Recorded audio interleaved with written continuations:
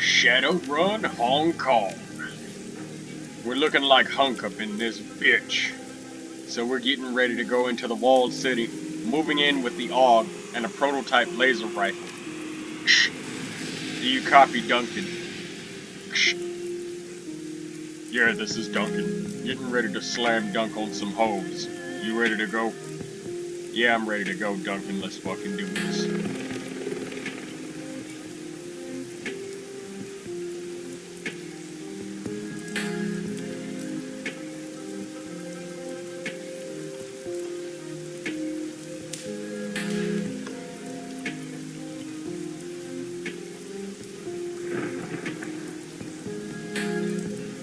Excuse me. We're gonna take Raptor with us.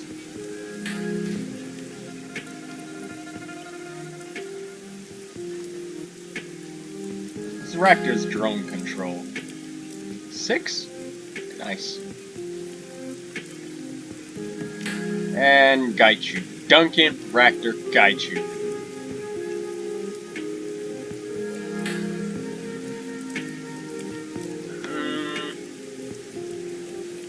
Am I really okay not taking Isobel for this mission? Yeah. Yeah, I kinda am.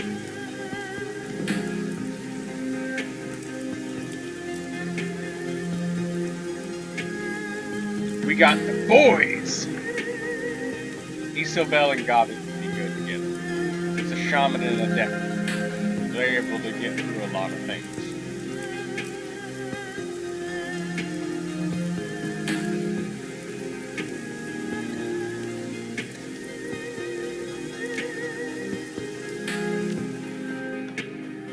No Decker for this mission. We're going full assault.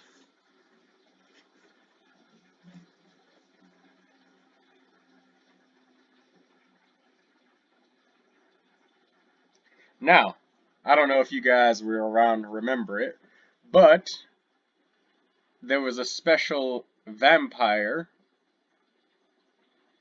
in Repulse Bay that we did not kill a while back.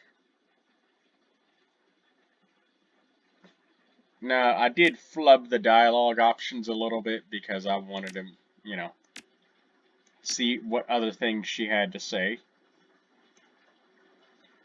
And I didn't, like, reload it and redo it and stuff. Gaichu was present, so maybe we fulfilled the requirements for something special to happen on this particular mission.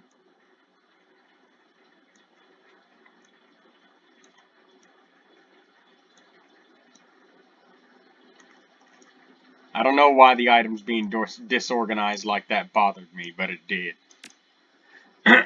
Also, Duncan has leveled up his throwing weapons enough to the point where grenades only take a single action instead of 2. Same for Gaichu. His actions for throwing weapons only take 1.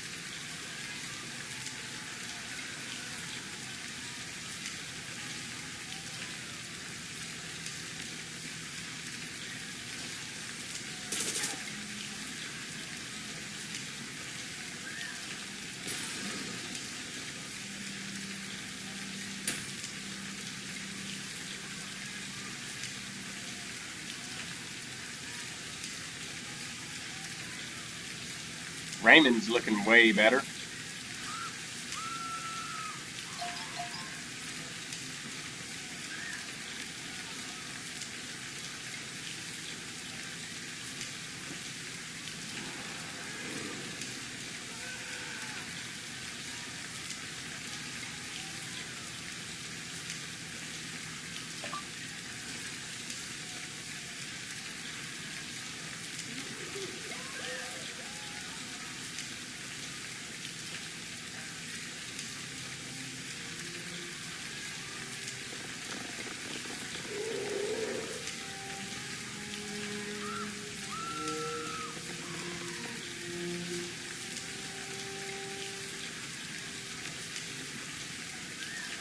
Alright, so let's play this developer commentary.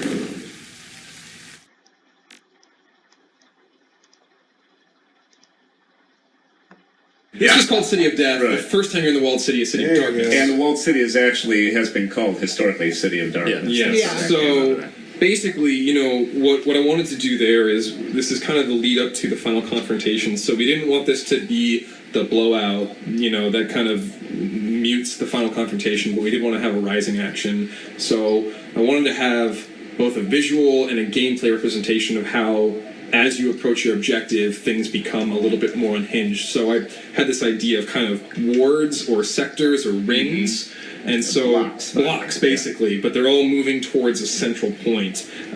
As with many urban developments, like the most remote places, which are away from the other influences, are often the worst. So kind of like every time you move through another ring, gets worse. Now, did you start with the walled city tile set, the base walled city tile set, and then just make it worse and worse from there? Or how did that work? It was basically like take a bag of garbage, which is the first one, which is the first walled city, and then it's just like take all of the trash in the whole world and put it into the later side. You're such a litterer.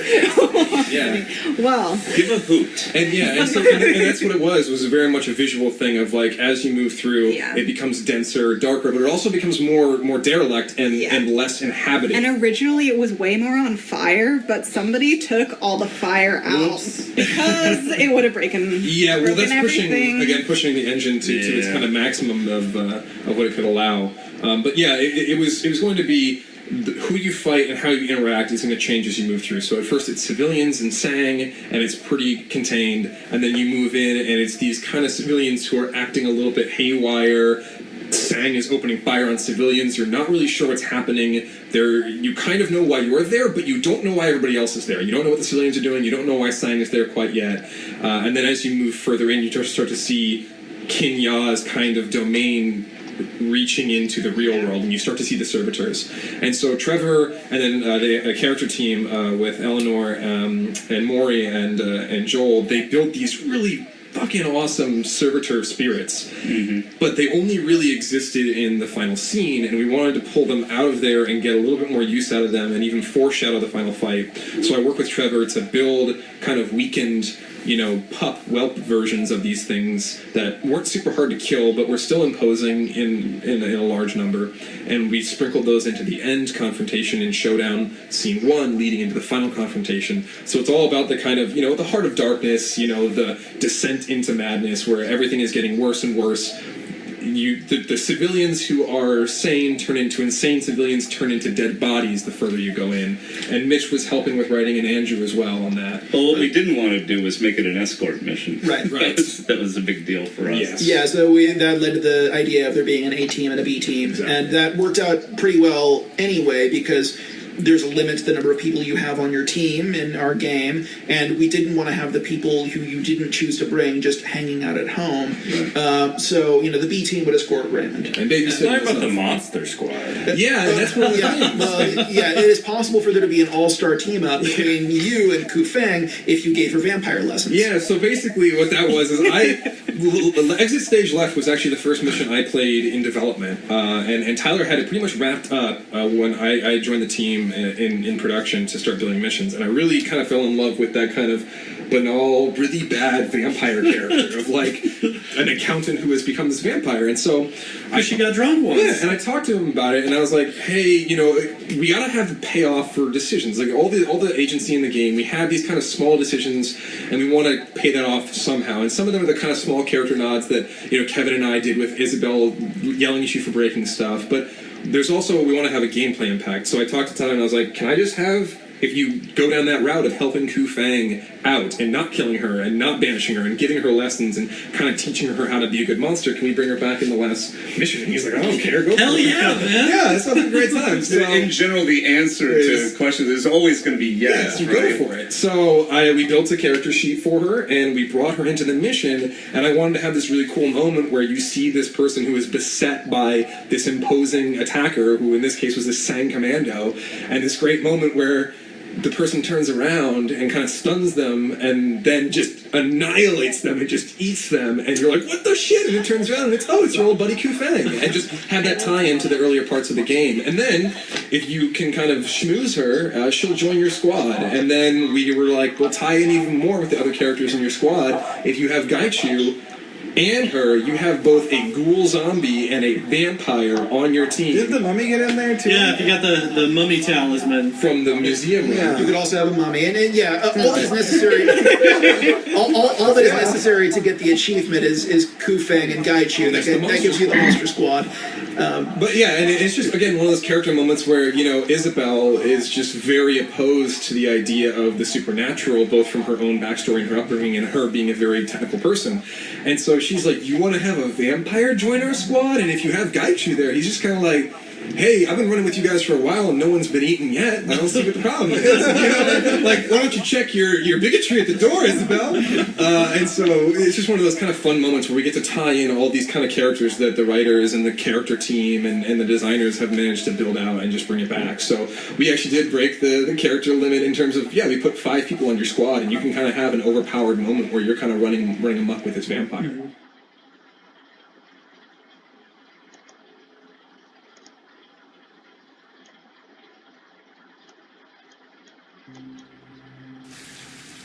So as you can see, the developers really do care. You remember how long ago we did that mission? And now it's actually having an effect later in the game. It doesn't have to be immediate cause and effect, but like you could slaughter that vampire accountant. Right on that rooftop, she will not get away from you. She'll barely put up any bit of a fight. She's pretty much defenseless. All she knows is like a little bit of kung fu self-defense, but that's not gonna stop fucking Duncan from slam dunking her ass.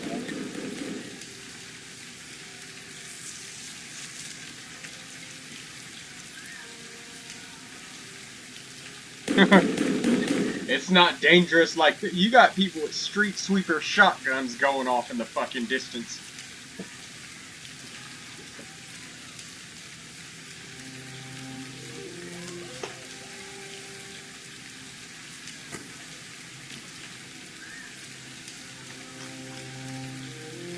They got the gold trauma kits. It's not as good as the platinum one, but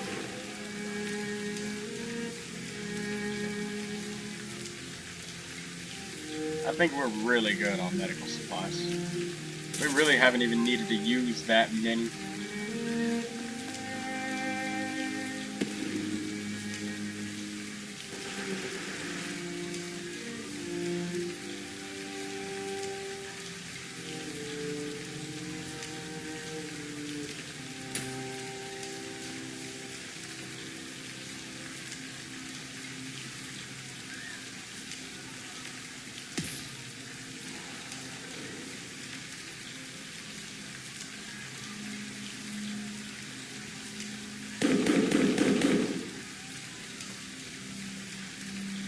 Room sweeper. That Savalette Guardian, even though it says, oh, it's only 10 damage, that's I told you guys, there are differences between the weapons. The best way is to actually try it. I know that'll probably require a lot of save loading, but don't just judge a weapon by damage. That Savalette Guardian has some really high accuracy. You'll see it when we play Shadowrun Dragonfall. It's Glory's favorite pistol, and she rips ass with it. Big revolver. Ares Predator, that's Raptor's pistol.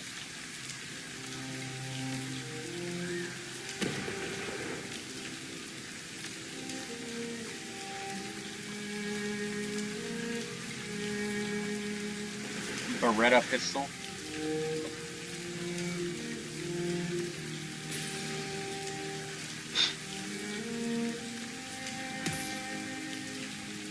Smart Link sniper rifle.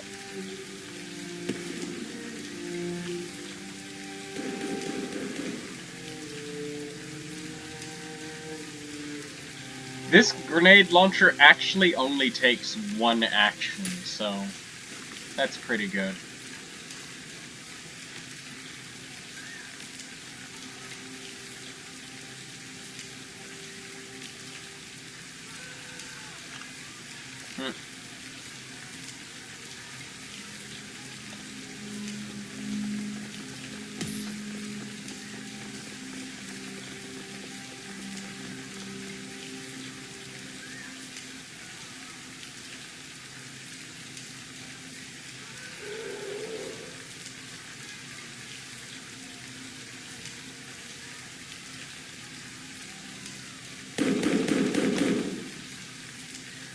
Man, those shots, the bang, bang, bang, bang, bang. It's so abrupt out of nowhere. Like when I'm just busy reading, it's loud. Street shaman.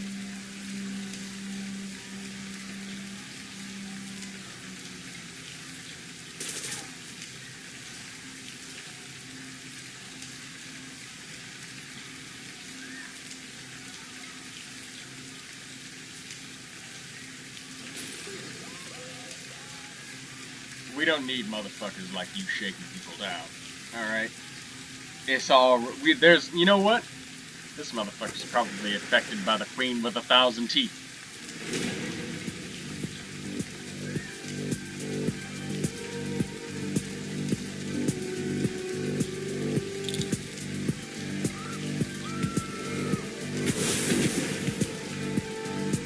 Only one of them gets off an attack. And it was on a character who barely takes any damage anyways. Look how armored everybody is. Duncan, 7 armor. Me, 10 armor. Gaichu, he's about to be fucking 9 armor. Unless they flank us and start getting crits and shit, they're not gonna kill anybody.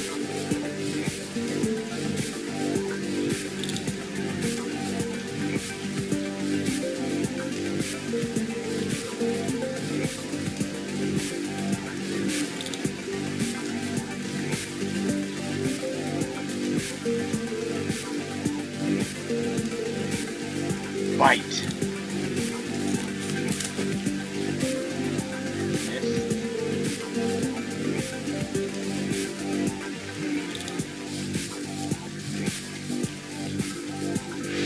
Go back to metal stance and prevent damage. Spit on her. Missed.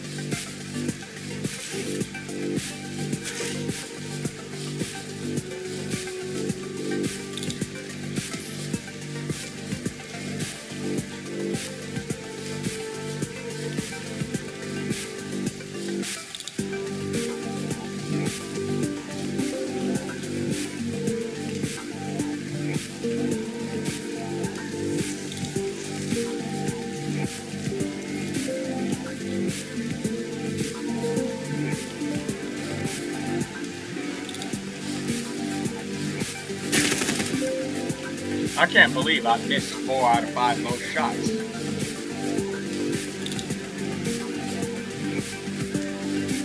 I don't know, fuck my point blank there.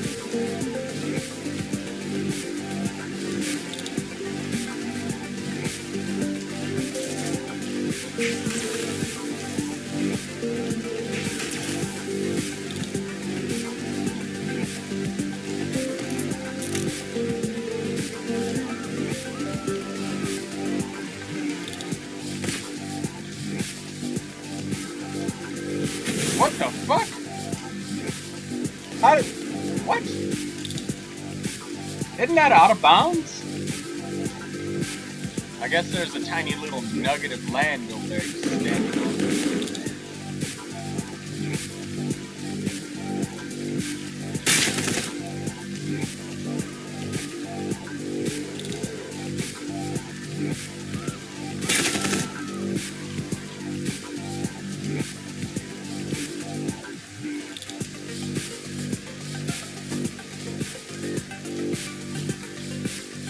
He's out in the open burst fire.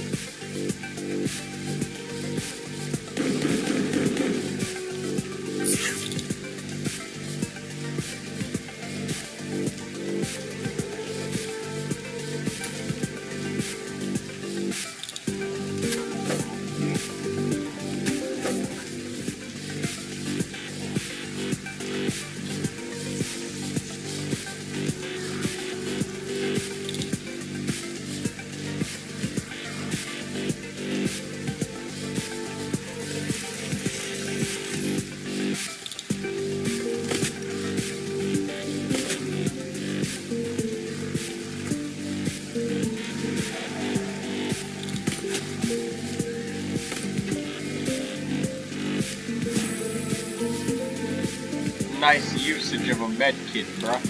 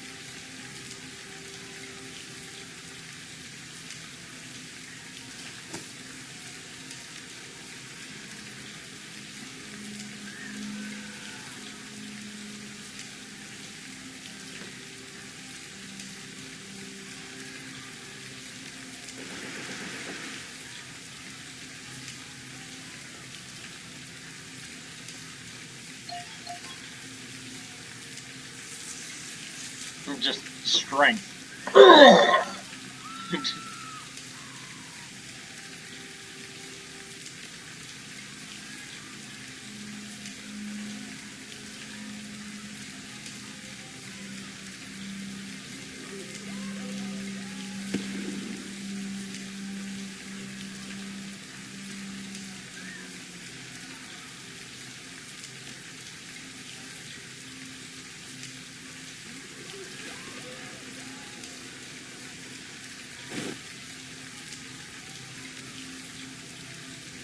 Nice.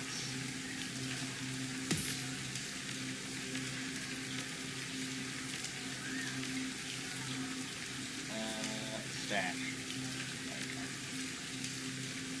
Okay. Nice. Very nice.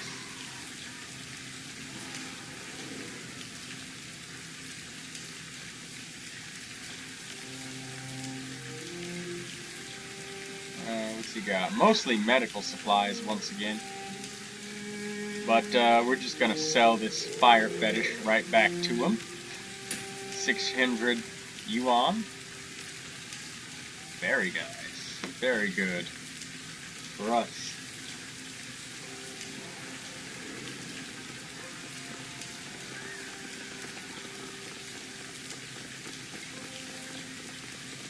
Wait.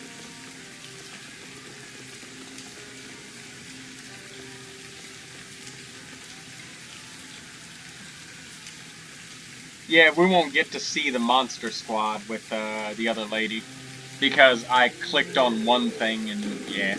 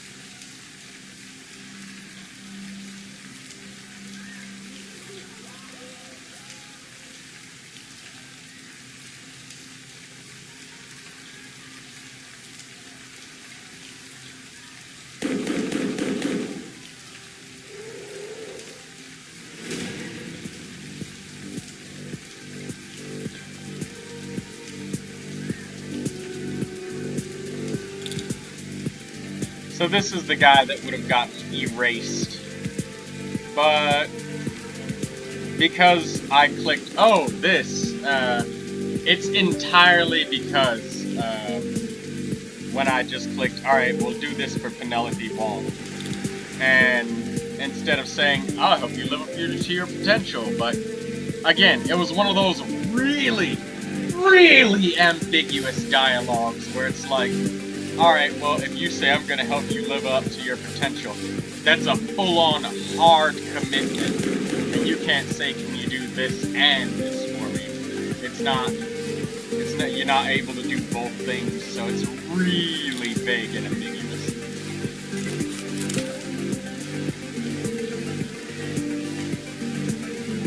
Which is kind of annoying, but...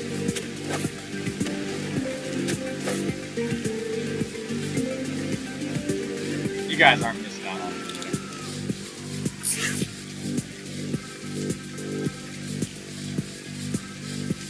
He's flanked.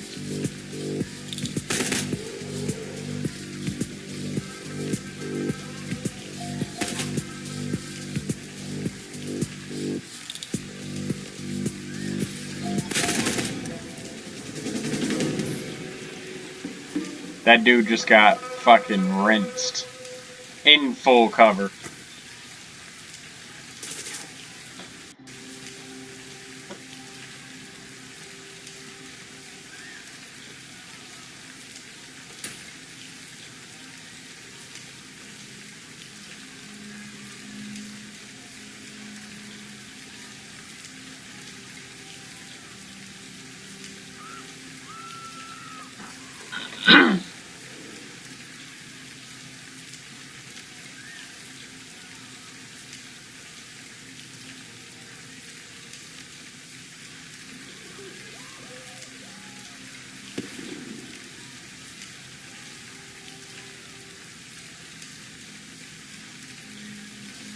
It doesn't matter whether somebody understands what's going on or not in this type of situation.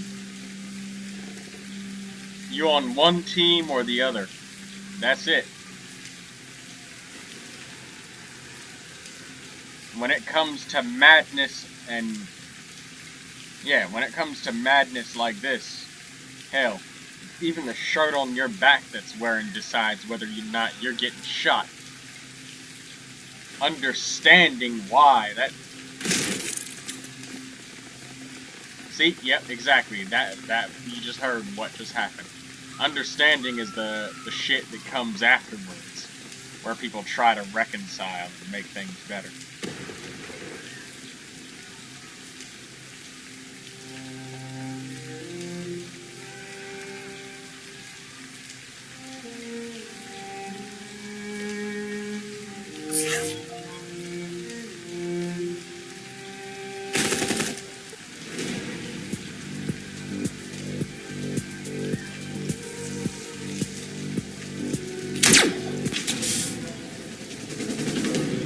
That was quick.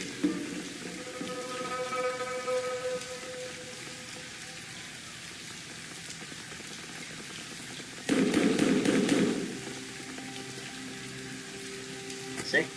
That gun going off. That's not somebody trying to understand the situation, alright? That's somebody who's caught in the fucking madness.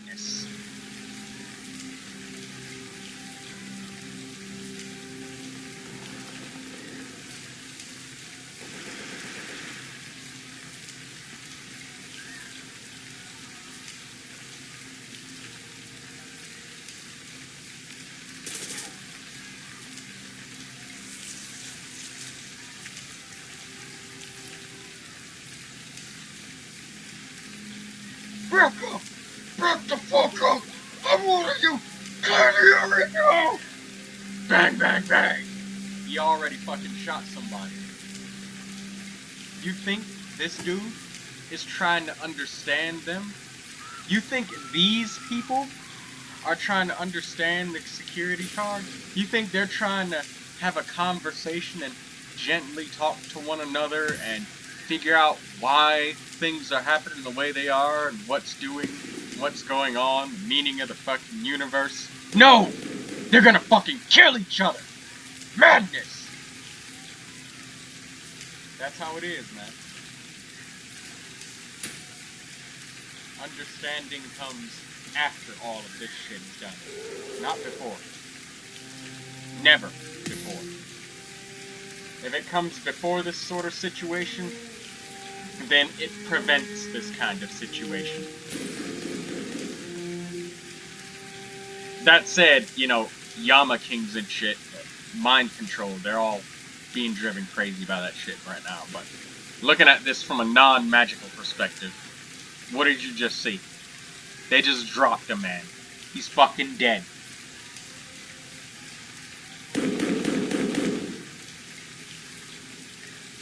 Is somebody saying, please, begging that their home and families are still inside? And he just fucking dropped one of them because he's fucking terrified and angry, shouting in terror.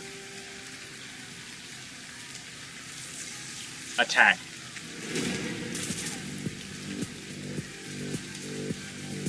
We get to go first because we're attacking.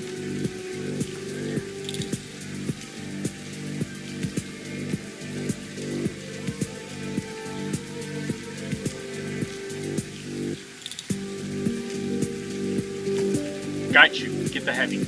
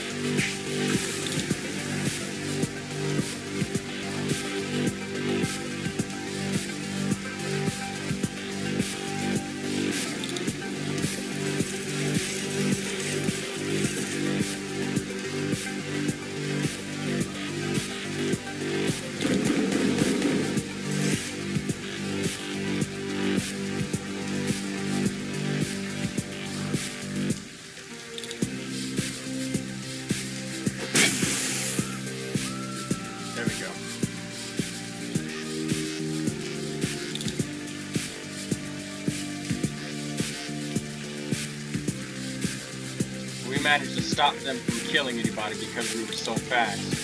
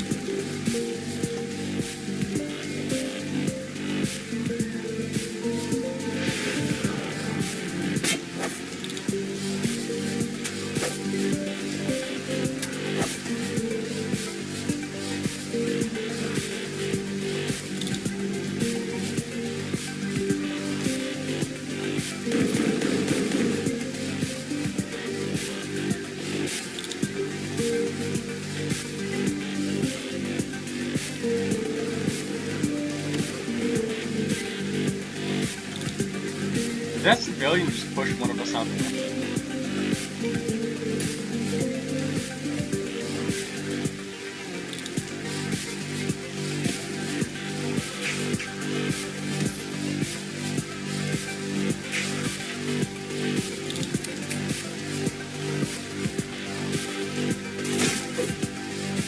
See, the first hit of the metal stance does not grant life, or does not grant... It doesn't hurt the enemy. So we can sit here and do this.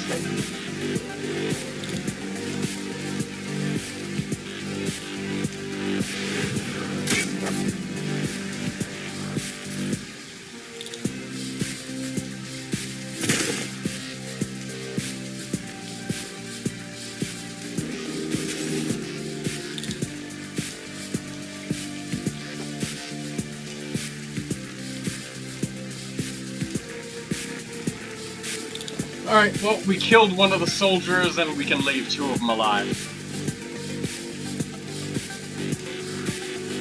By the way, Ku Feng is a very, very powerful vampire. Especially if you teach her with Gaichu.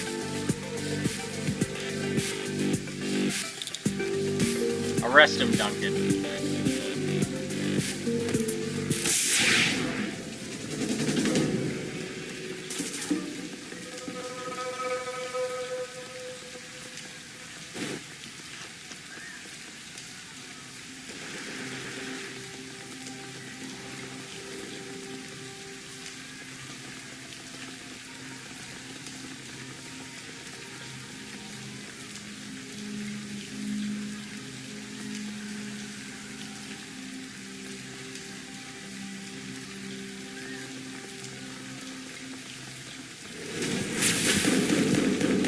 Hey!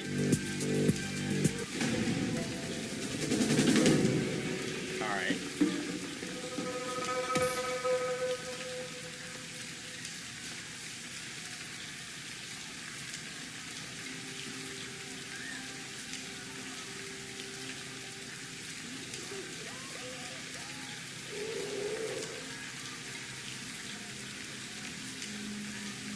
Buckle up, Duncan.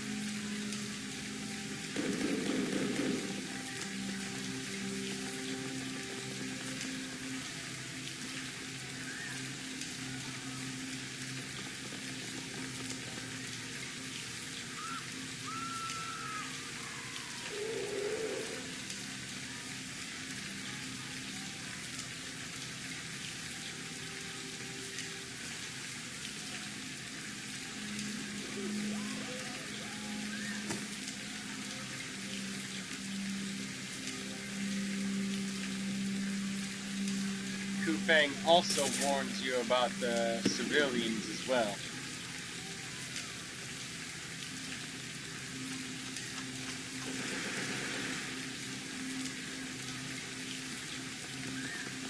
And I'm leaving them to their fate.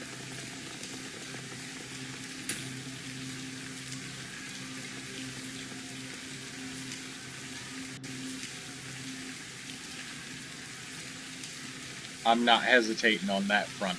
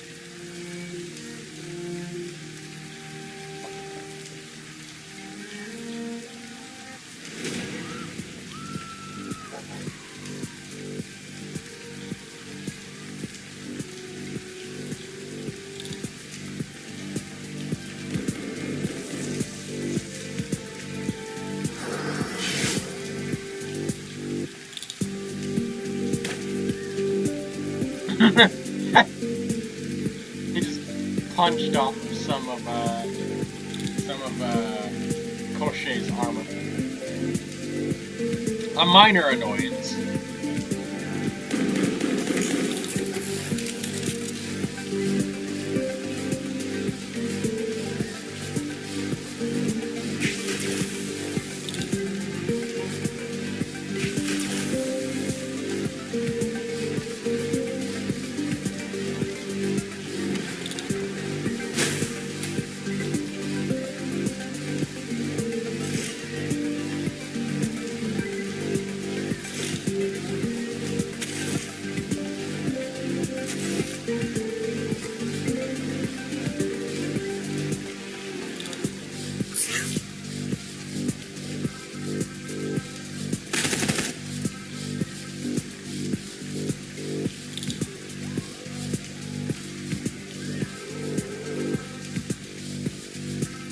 Alright, Gaichu. Fight! There we go. Finish him off.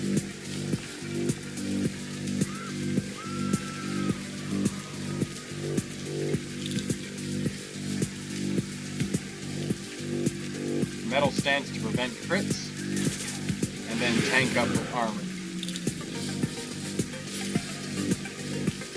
He's heavily armored, regenerates life all the goddamn time. Gaichu. A terrifying opponent.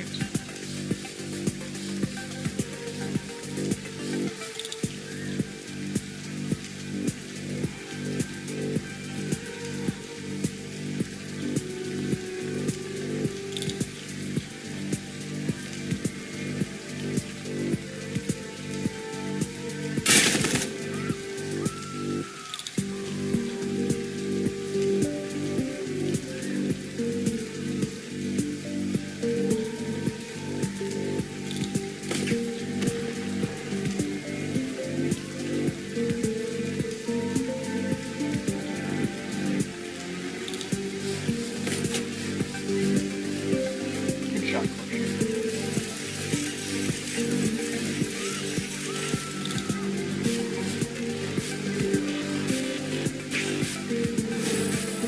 I think we've only actually even repaired Crochet a handful of times this whole campaign.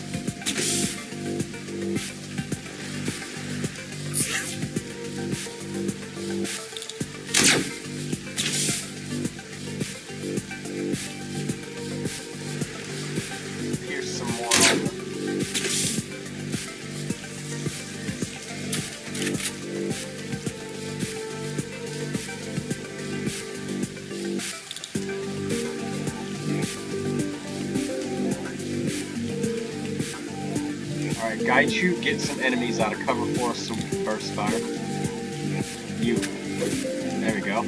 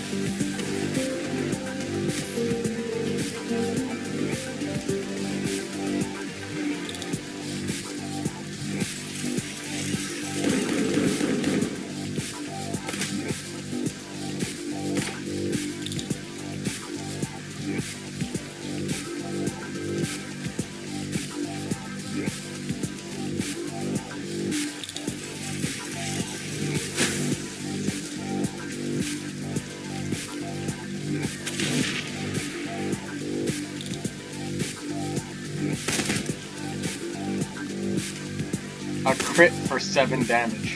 Pathetic.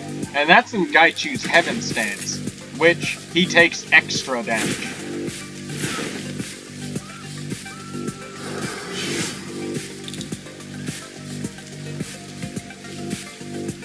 And he has less dodge too. But that other enemy is really far away, so. And I'm pretty sure that specific attack that he used loses damage with range.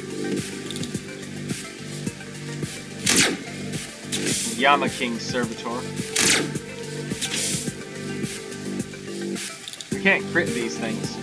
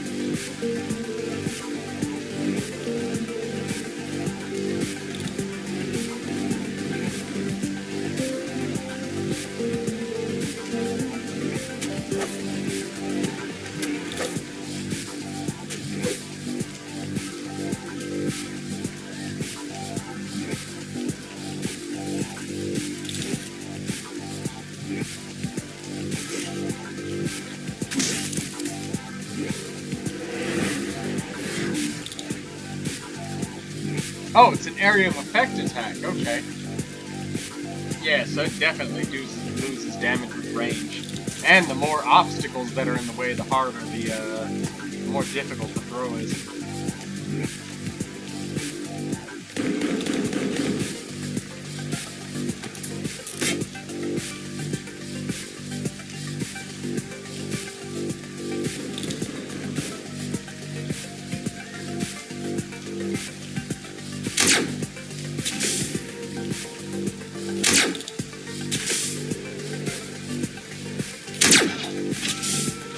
You know, the funny thing about cover for these Yamas is the fact that since they can't be critted, well, the Yama King Servitors and stuff like that, these ones can.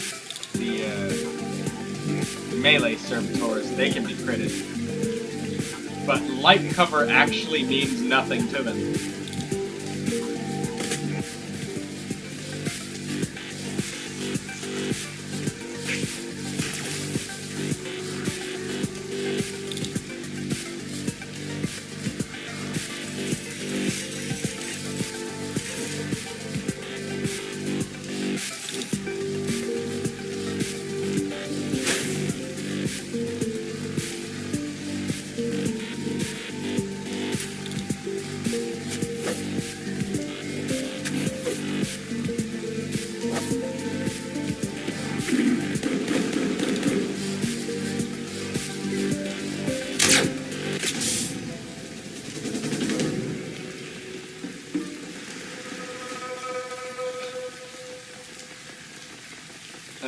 going through the walled city.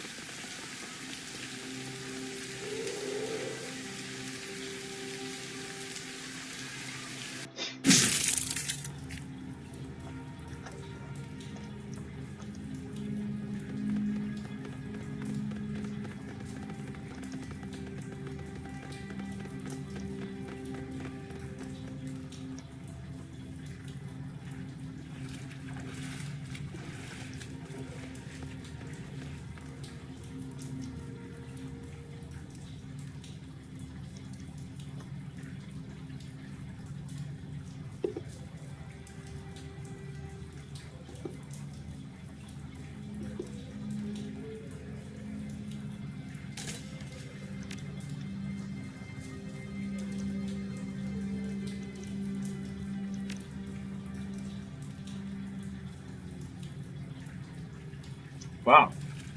He actually responded. Zhao Si. Huh?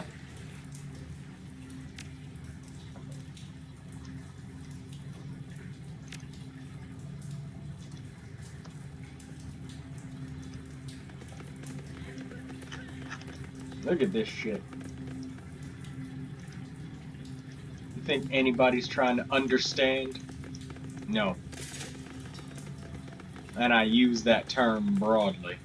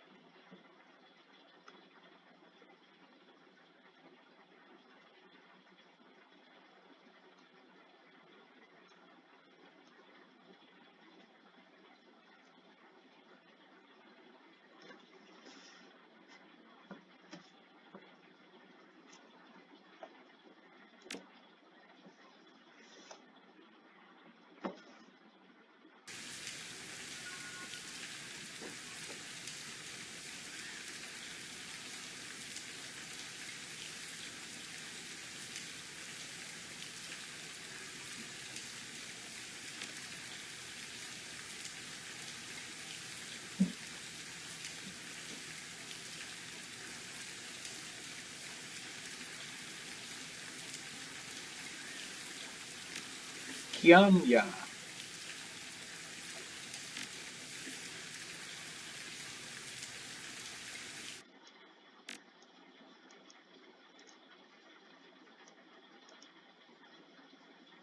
So the final boss fight with Qian, I think it really only went through 2 iterations. From a design point of view, the first iteration was more like the mummy dimension mechanics that we had in the museum.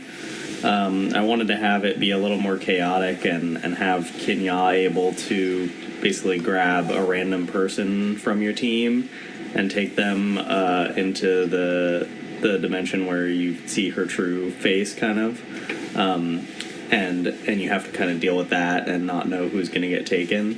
But it ended up just being kind of buggy, and it was also just throwing some wrenches in places where we needed to have story stuff going on, and like if a random person is taken, like how do we know where everyone is? There's also the balancing act of if it pulls one of your non-combat characters, you know, your charisma face man, or, you know, Gobbet can kind of be, she's kind of weak on her own, and you pull her into a different dimension by herself. Bye-bye. Juggling dimensions is just the challenge in general. Yeah. Yeah, oh, I found it. Yeah, Whenever I juggled dimensions. Yeah, the first couple of times that people played that version also, it was just like, yeah, I died, yeah, she killed me, and then it was over. They did get smoked pretty hard. Yeah. So we streamlined that a little bit, made it a little more straightforward. 2 phases. Yeah, you fight phase 1, you fight phase 2, you get your story moments in there, and it worked out a lot cleaner, which was good because we didn't have time to start creating bugs at the last minute with that scene. Yeah. Plus, Time to do a lot of other things at the last minute. This is a moment to call out again the art, because both how Qian looked, but also the work that Jen and Spencer did on the Fortune engine itself. It turned out beautifully. Amazing. The Fortune engine and the Qian dimension, which is also a reflection of her Teeth walls. teeth walls. Well, That's all. and also too, like when we also reflected this in like the flashbacks and stuff too, with Kinya and her teeth that she's got, and how Did you say that she has 1,000 of them? 1,000 of the teeth. Just to clean up And yeah, the width. the Right, fact that's a that preposition. with the walled city and with what it was is that it was like, and then what the Fortune engine was, it was acting as a focal point, basically like a gigantic feng shui key funnel of bad news, and that was all sort of like interdimensionally going straight down her throat. It was just like it was very cool how like all that flashback stuff, the design of the Fortune engine, the nature of Key in Hong Kong Shadowrun, and the design of that character is sort of like it was all separately delivered getting up to that point, but then when you see it all, it like, and how much you realize it doesn't even really matter. It's just like that theme is reflected all the way through. It was really cool. Don't punch holes in astral space. It's bad. Yeah. I don't know, to be perfectly honest, if we sold all the logic of the moment and of the Fortune Engine's mechanism and whatnot, but I feel pretty good about selling the emotion of the fight and the conflict with Well, the other thing is, as storytellers, we added a new tool to our toolkit, right, with the animatics, that we haven't called that out either. Same team, of course, because it's a small team, but same. Yeah. In the history of the Fortune Engine in our story, like when it was super complex, that worked a lot worse. Like we had some iterations where we tried to explain it, and it was just like, no, it's much better to just. What's the history of the Maltese Falcon? Well, it was owned by the Knights Templars, and it drives the plot. And that's pretty much all you need to know about it, because It comes from Malta. Yeah, there's such a thing as over-explaining things. And theme and mood and emotion tend to trump logic, so... Well, I think the other thing that you have to kind of take into account is, like, if someone could easily explain and manipulate the astral energy and key of the world, somebody would have done it before Raymond did. So... Raymond's smart, but he doesn't strike me as, like, the world-changing guy. Yeah, so... maybe with the right mother, with the right support system, something like that, he could It have really been comes back to I blame the family. Where's the fun? Well, actually, I wanted to take a note.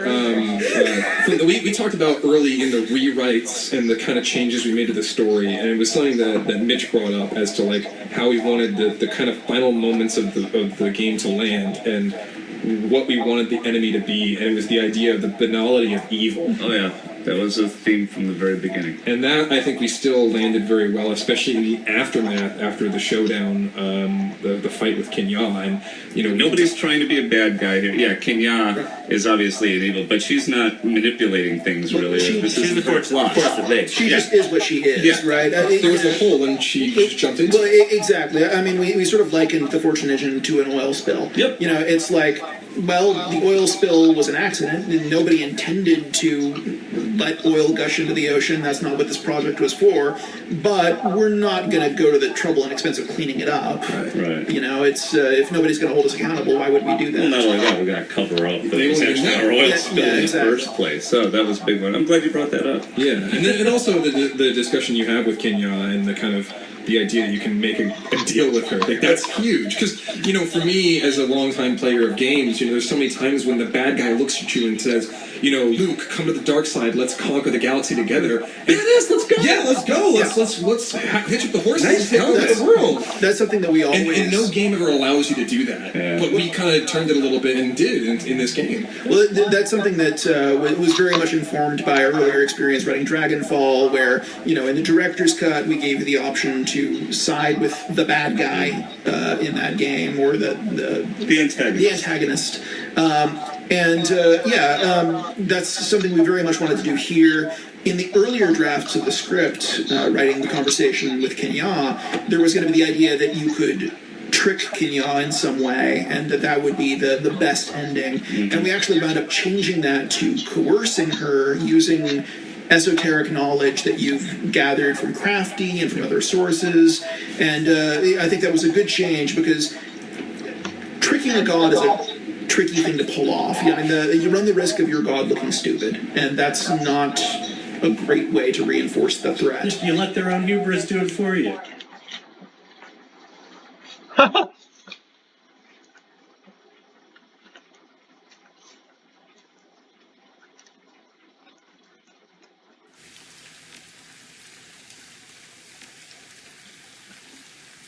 Yeah, one thing I have to say that I really appreciate about the consistency of writing in godlike, or not godlike, but actual god creatures, is that they are what they are, just like he said at the end.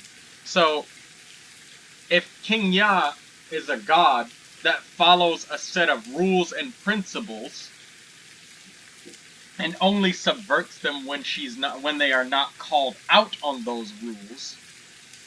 Like, the concept of, I'm powerful, I'll just trample you anyways, I don't need to follow these rules, doesn't occur to her, because she's a god. That she is what she is. Even the thought of, like, not following their own rules won't cross their minds, because they're not humans like us. They don't think the way that we do. They operate the way they operate. No ifs, ands, whats, or buts about it. And we spent a large amount of time making sure we talked to Crafty Zoo, the very dedicated woman that she is. Props to Crafty Zoo once again. I respect that character for being such a support to this story without even being a main character.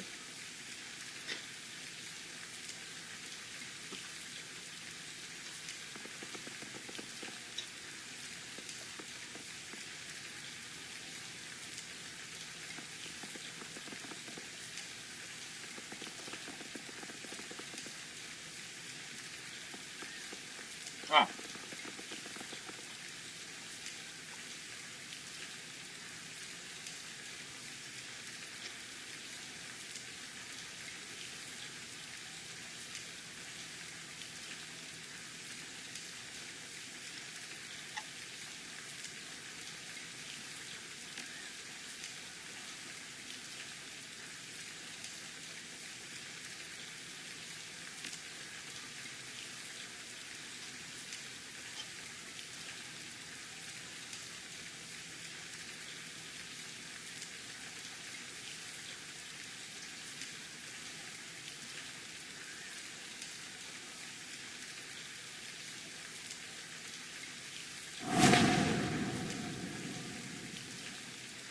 And that is King Ya.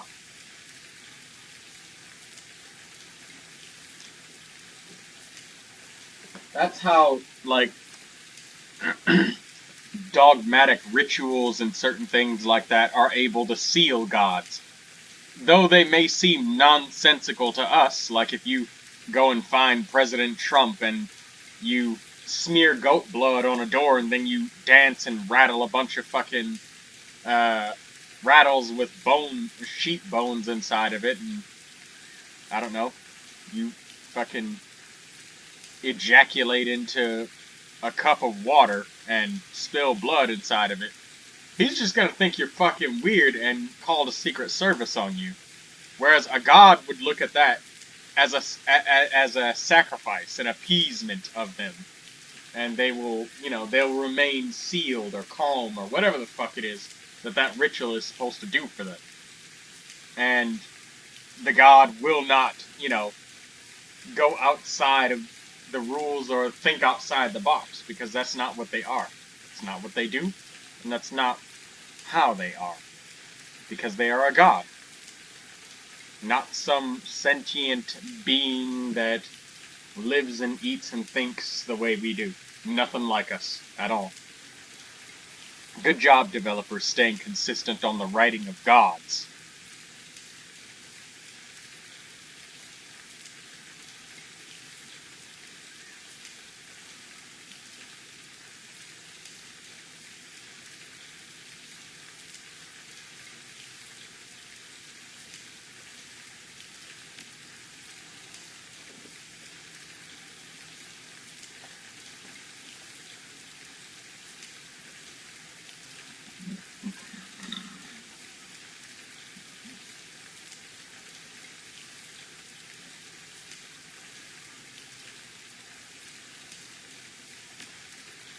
You don't get to dictate shit. Get the fuck out of here.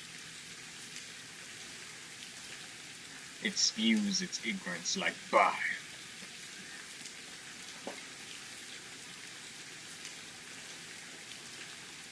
Slave thing.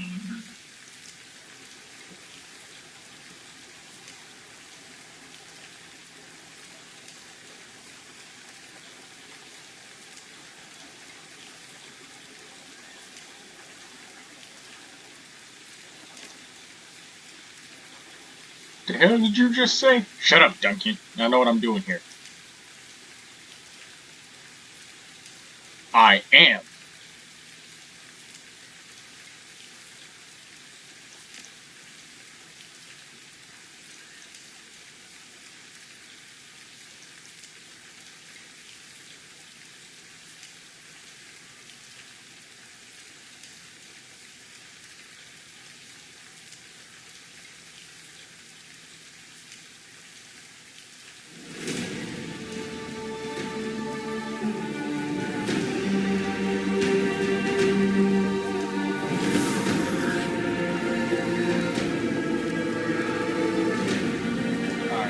Change of formation.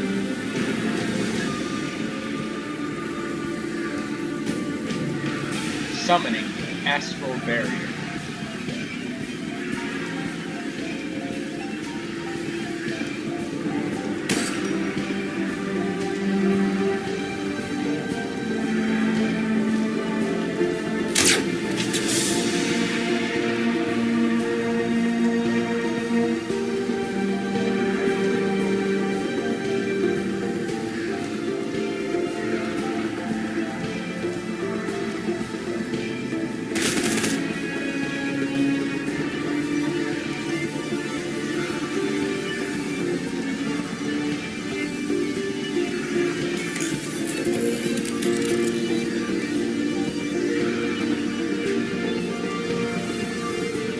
Caution, move.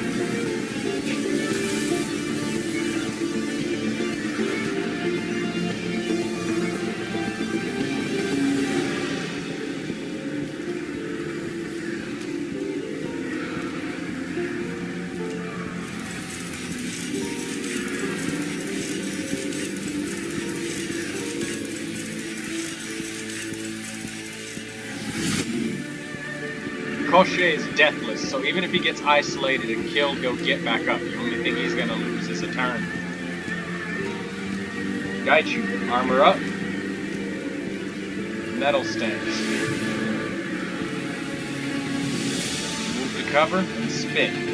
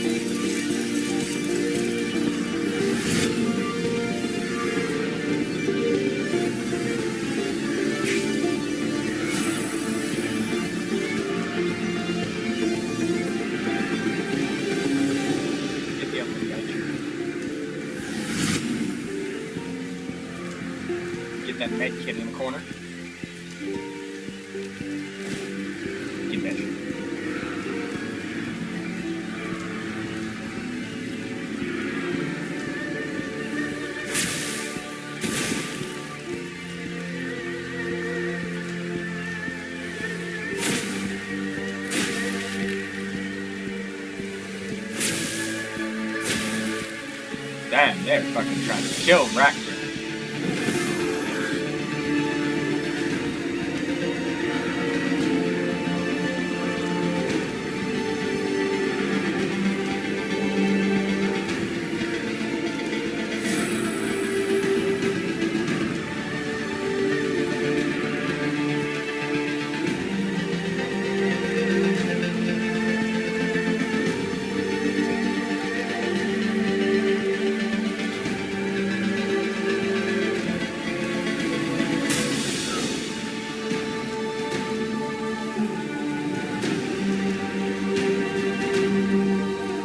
Water stance.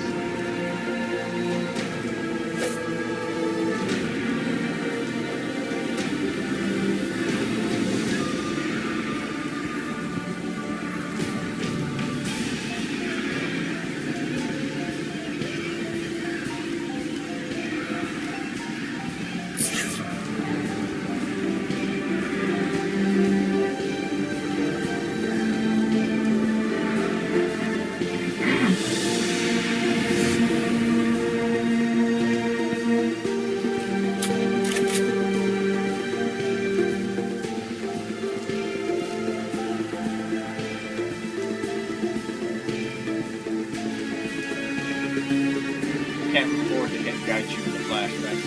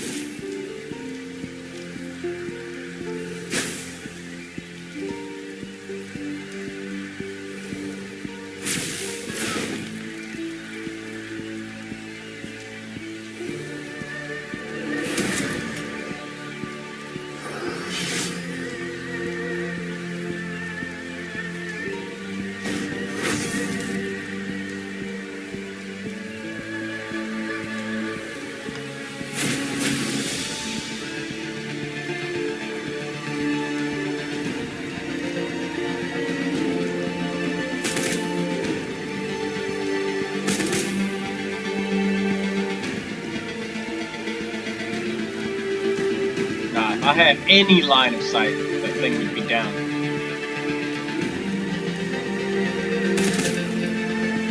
We're not full autoing here because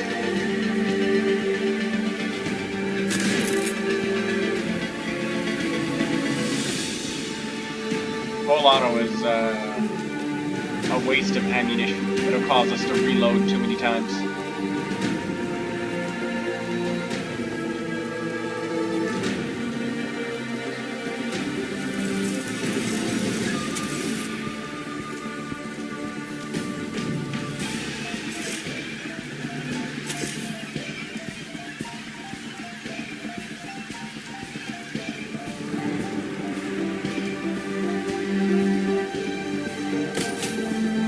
Where the fuck is this big ass thing taking medium cover? Fuck it. Gaichu, strike the god. Bite it.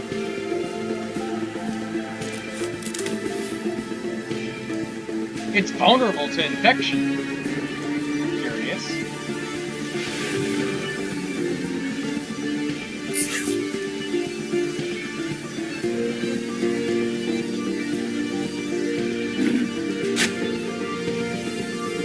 Ouch.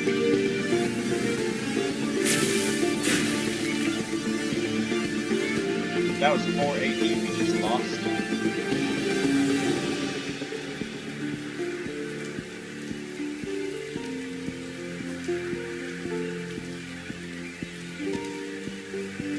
Why does Rakta have 3 actions?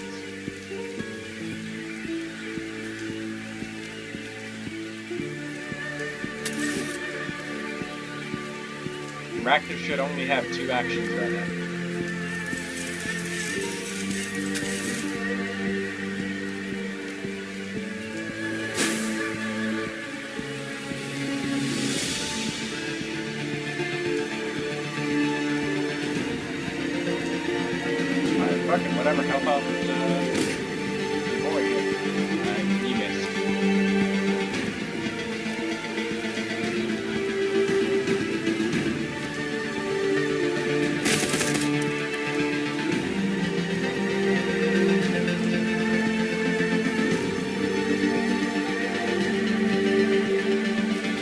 taser the god. Okay, she's got too much armor. Good to know, taser the god does not work. Forgot to use Heaven Stance for the other moves.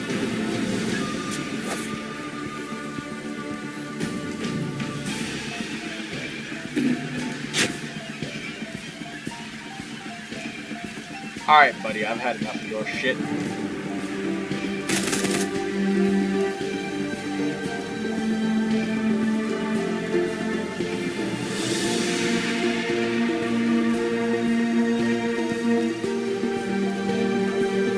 Mercy kill.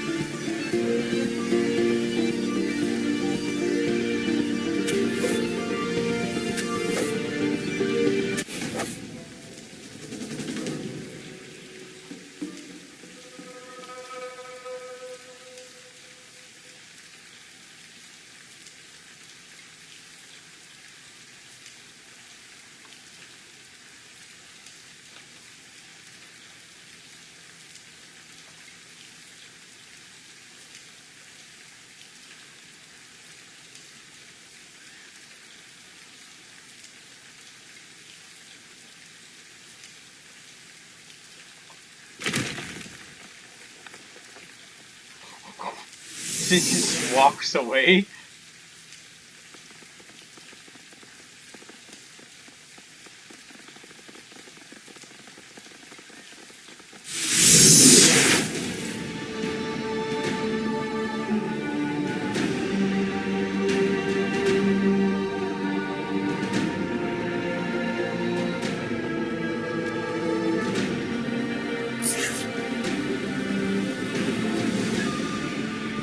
Qian, the gibbering nightmares in the background. You got a fanged behemoth to the left and right.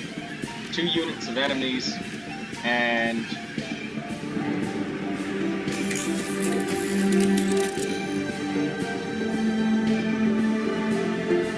Ractor needs to be protected, otherwise Crochet gets disabled.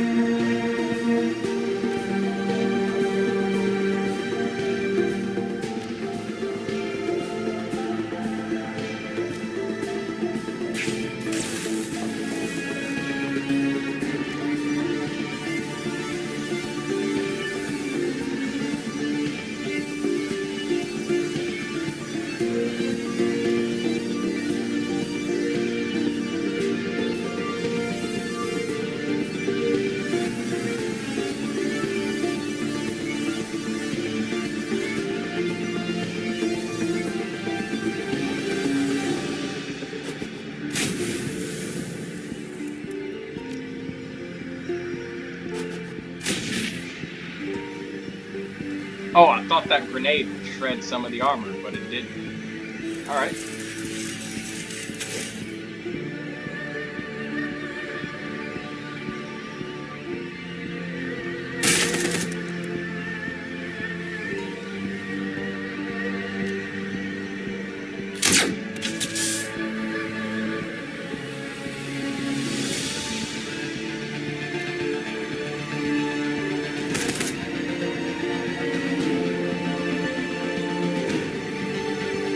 Armor up, Gaiju. Prepare your regeneration because you're going to take a lot of damage being in heavy sands.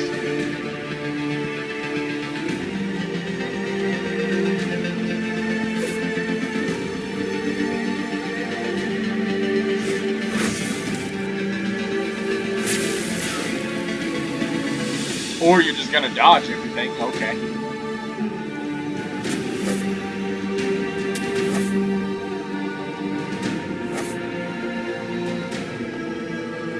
Can't crit them? Okay. We'll just full auto the shit out of them then. Since we can't crit, we might as well.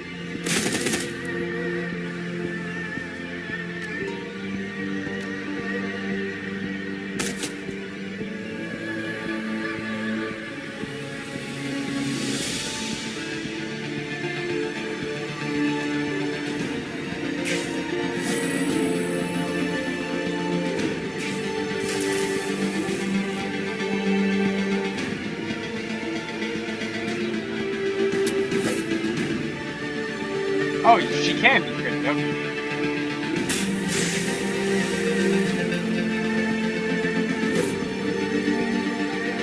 We were just getting really unlucky.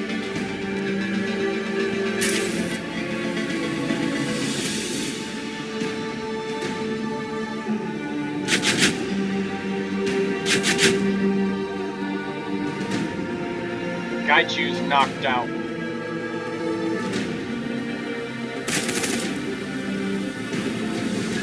Tracer ammo lands first for this round. Ooh, that was a big crit.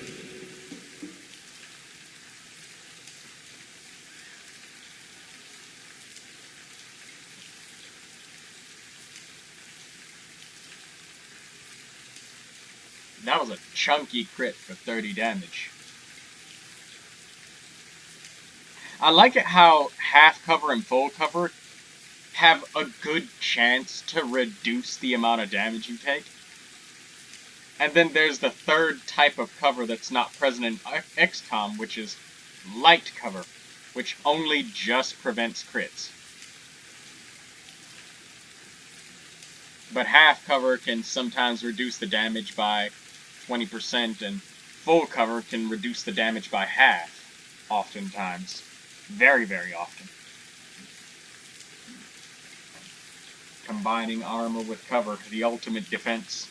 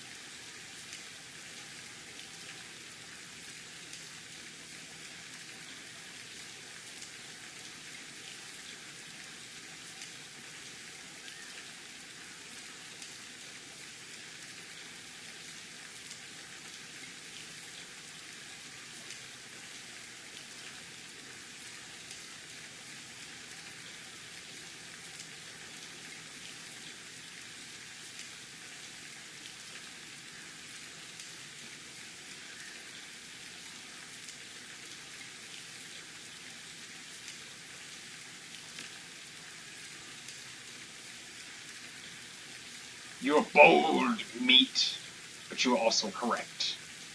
I did earn an audience with you. I whooped your fucking ass.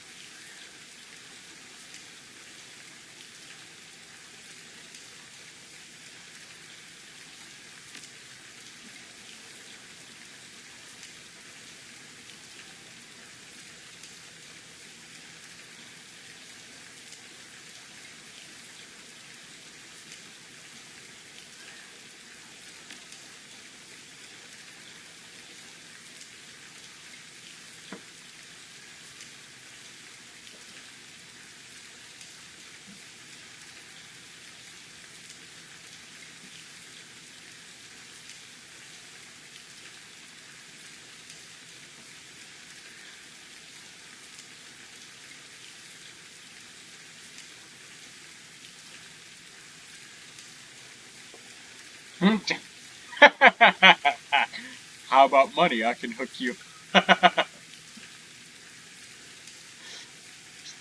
This thing has no interest in money.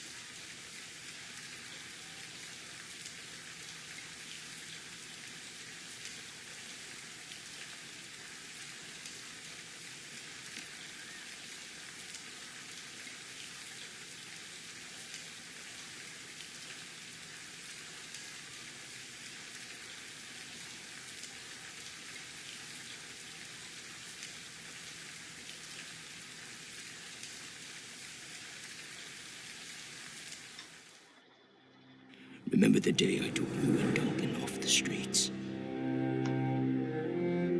I told you that the past is just a story. That if you can just accept that, your past loses all power over you.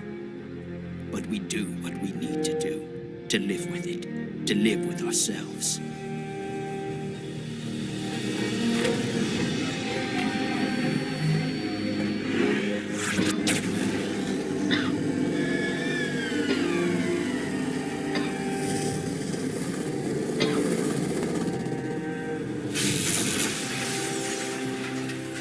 Either way, it's over now.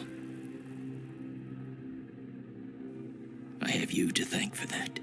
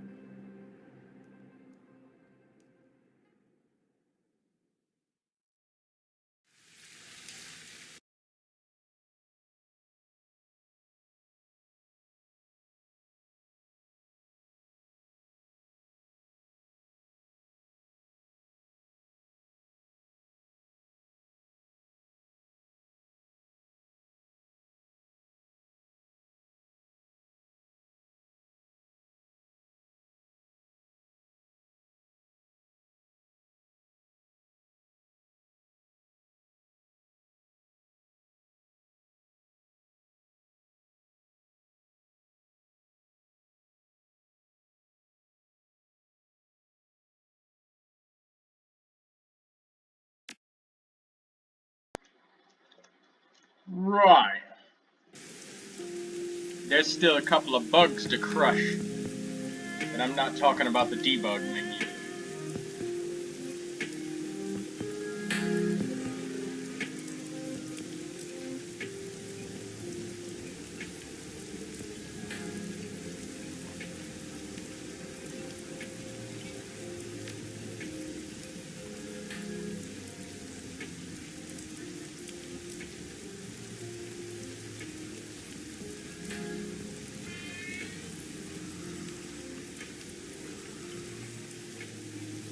A fucking reporter. It's Fox 2 News. Stay away. Run. He works for CBS and CNN. That's more terrifying than the fucking demons we just fought.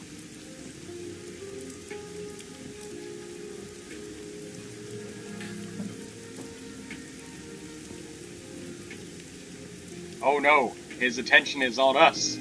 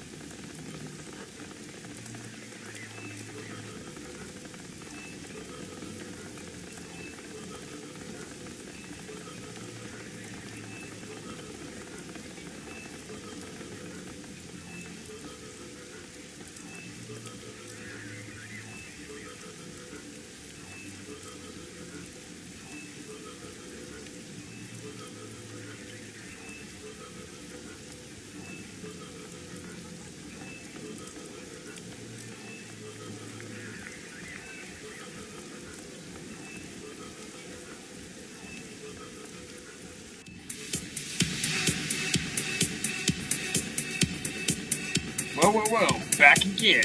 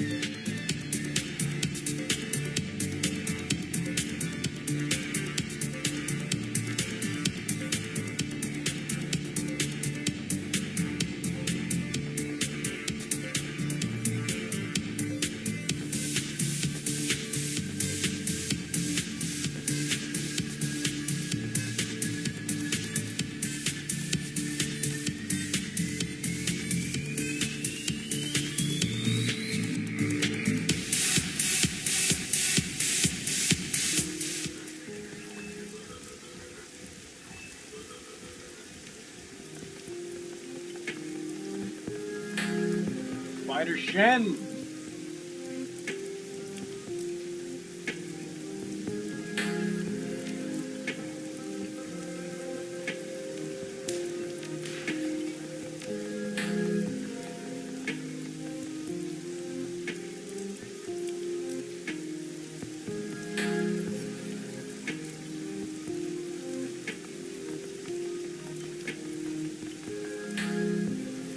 Crafty Zoo, where are you? Time to thank you. Here's 3,000 yuan for reading all of those books, alright?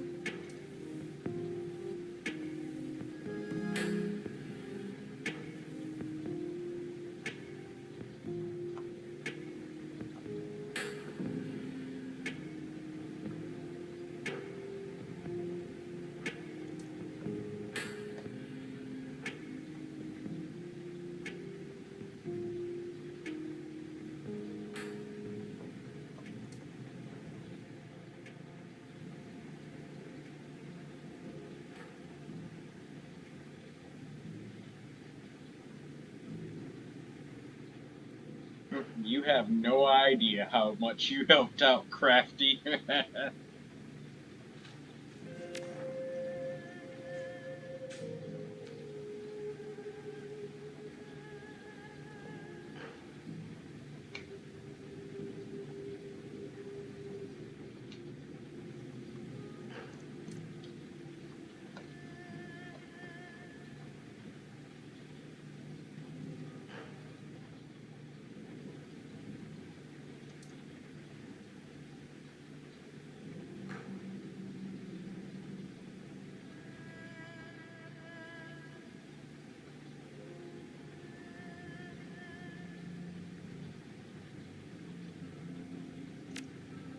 Yeah, she does. If you really think about it, any kind of Shadowrunners who are skilled, there's plenty of skilled soldiers that would have been able to get through those sorts of situations. I mean, like, yeah, we're renowned Shadowrunners, right? But on that same note, we only started just so many weeks ago, maybe months ago. And there are people who've been doing this for years. Or shit, Gobbet, since she was a child, she's been a Shadowrunner every fucking day of her life. So yes, there are people who are well beyond our capabilities in this story, who could have done this sort of gun work. But only one person, only one, and that's Crafty, could have done the research that we needed to get to where we are, and to use that information on Qian.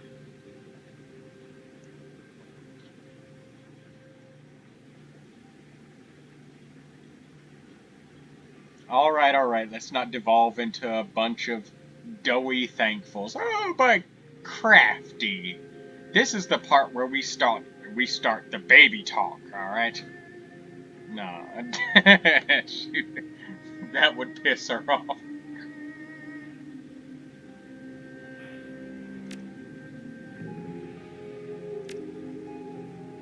Ball lightning? Boy. That's a really good spell.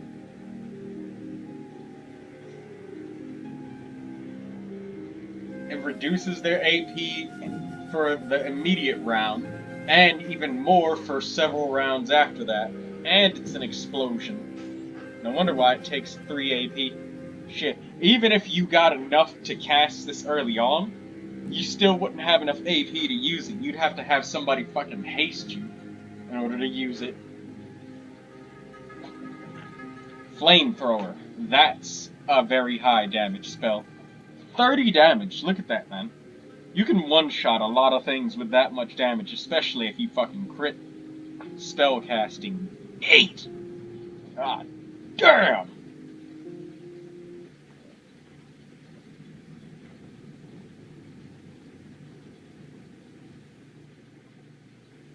Magical bolt. Confuse.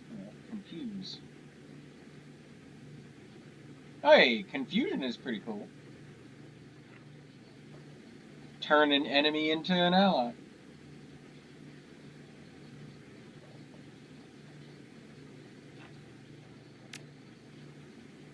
There's a lot of really fun spells to use. Oh my god. They have Shadow on this game. Shadow is so stupid.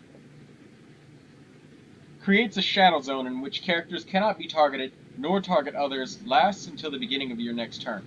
So what this essentially means is you can bunch everybody together on your team, get Duncan with his cyber arm just in case you somehow fuck it up, and attack with all of your characters. And then immediately afterwards, on the very last action with your shaman, use Shadow and the enemies literally cannot attack you back. And then they pass a turn. And then you do it again with your team. But here's the funny thing. You can cast a spell while it's on cooldown, but you pay life. It's called Drain. And Drain does not inflict a wound. So basically, you cast another Shadow and you just use a med kit on the shaman. And they're back to full health, they're fine from the drain. And the whole team can't be attacked. You could just sit there and shoot the fuck out of them, and they can't do anything about it. Shadow is nuts, man.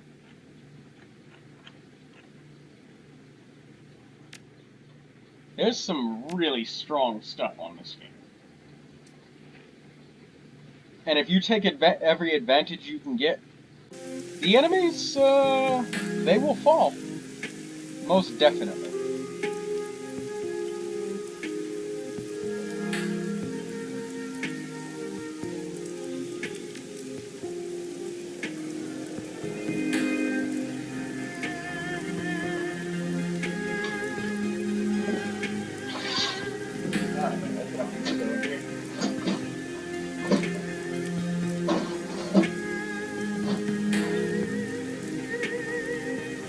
Cold, fresh air.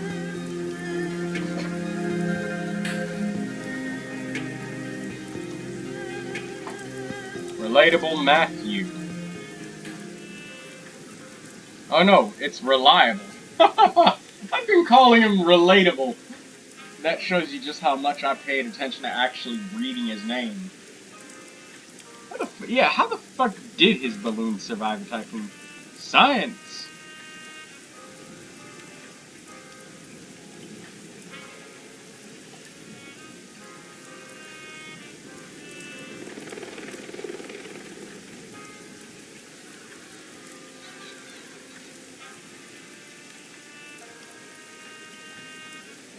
Aerogel. Alright.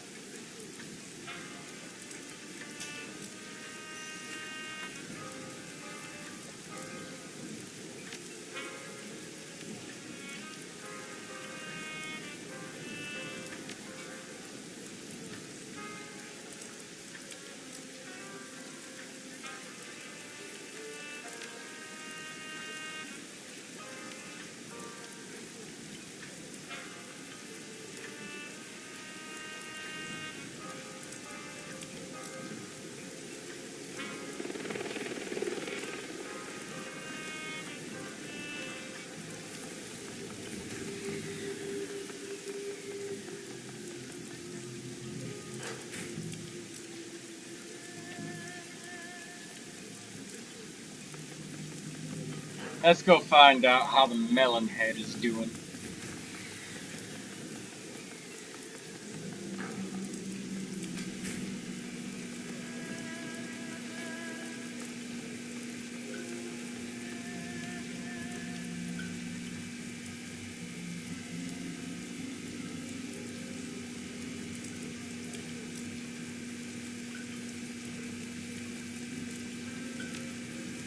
You look like bird shit. I haven't moved since the last time you set the pee over the side.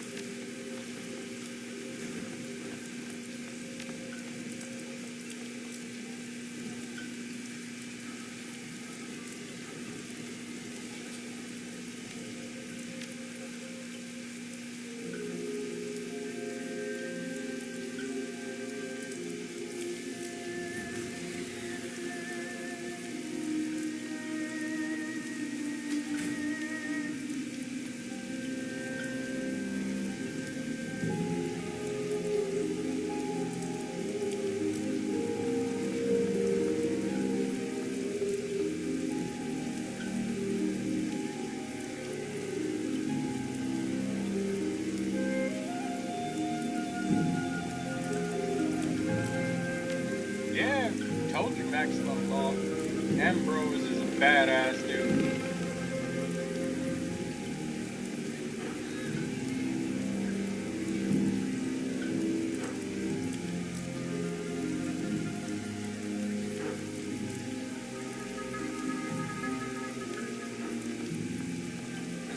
Disagree with him if your decking is high enough.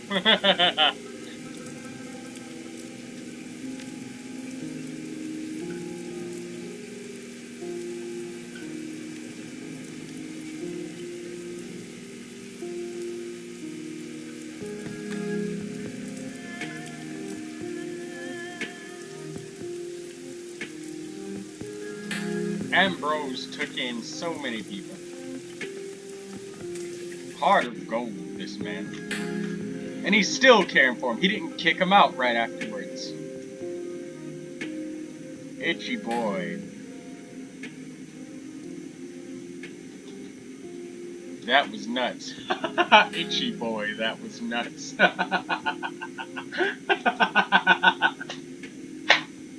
That was not intentional when I was thinking about character creation.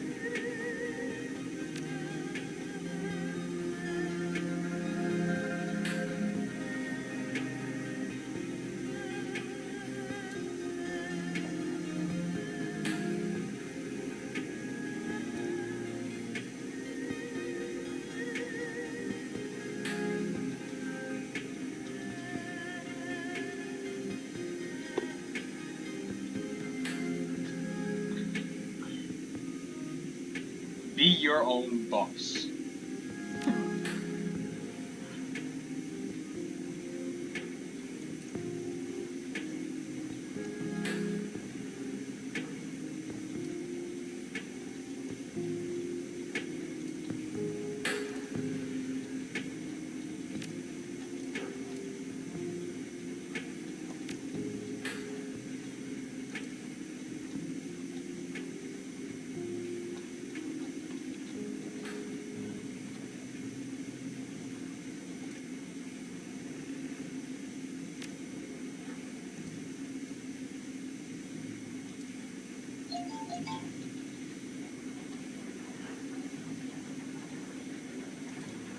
Don't ever cut a deal with a dragon. That's oddly specific, Ambrose.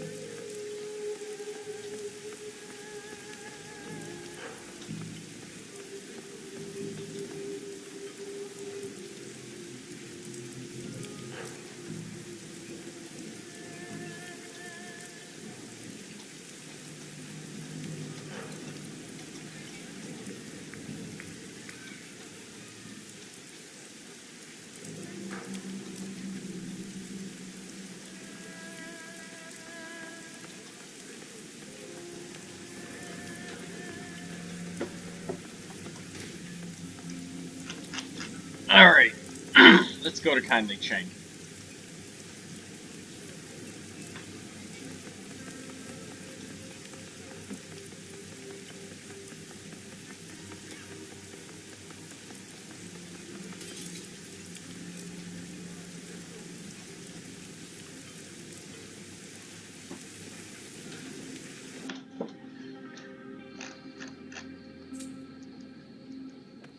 What's up? Big ass gun? That is a big ass revolver. Holy shit. It's about the size of somebody's arm.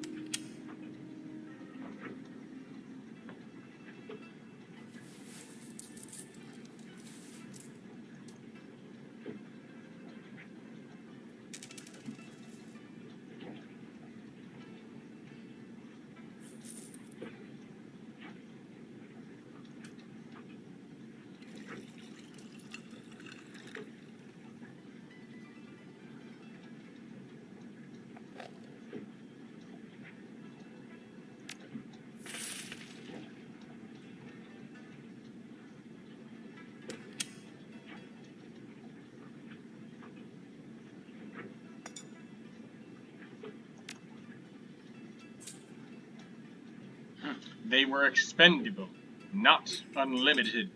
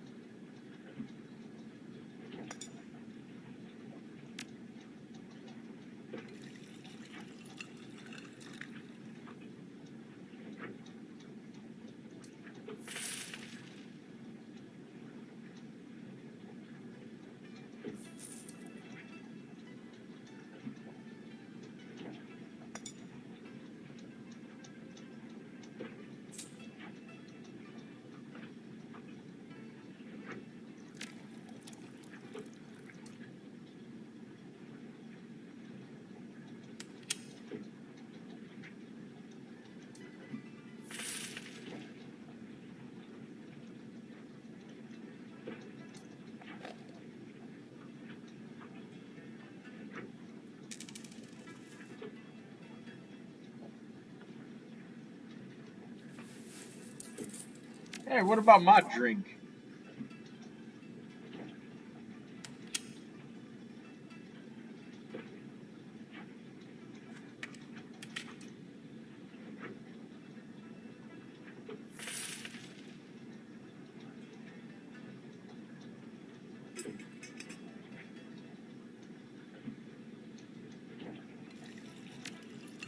Yeah, I like mysterious benefactors.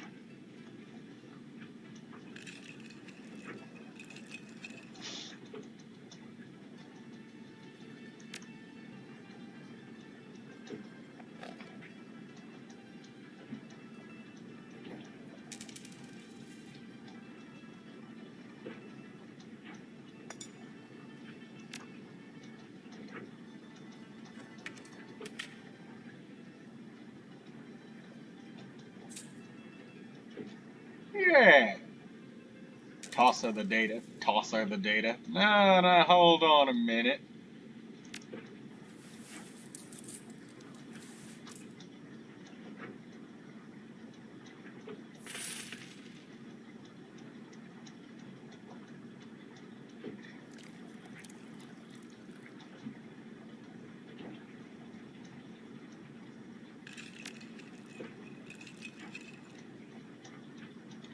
Dangling it. I was expecting a little bit more.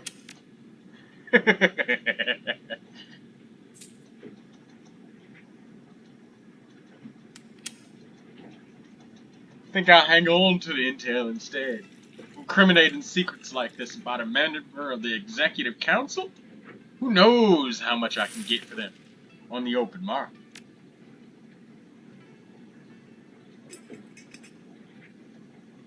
My fault for telling you how much I wanted it. There, negotiations are closed. Hand it over. Pleasure doing business with you, Auntie Chang. Got us an extra 1,000 yuan.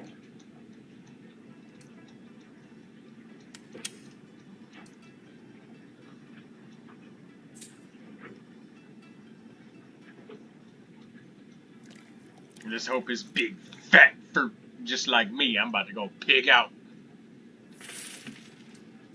Oink, oink, motherfucker. I'm already fat enough in this goddamn armor to be a piggy.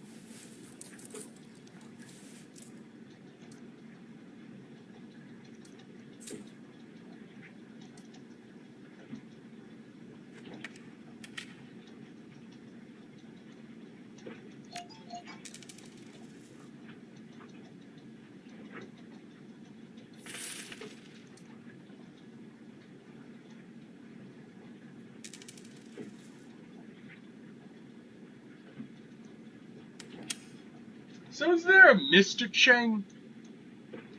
Because everybody calls her Miss Chang. Strangler Bow. Got a hold of maximum law. There's a reason why they call him Strangler Bow.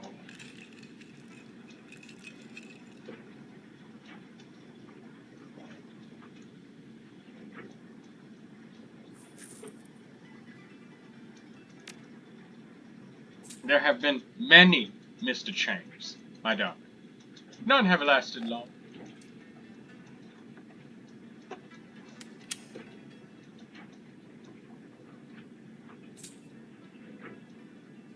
Last time you told me to go to bed, I woke up a Shadowrunner. What happens when I wake up tomorrow, right?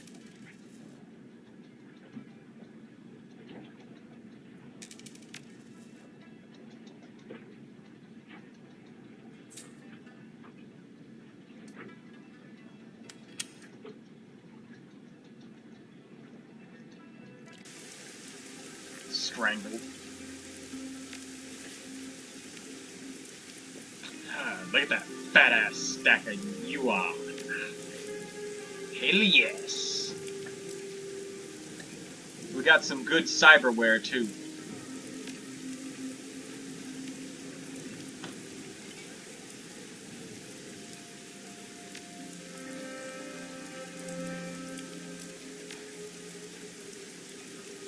Let's get out of here.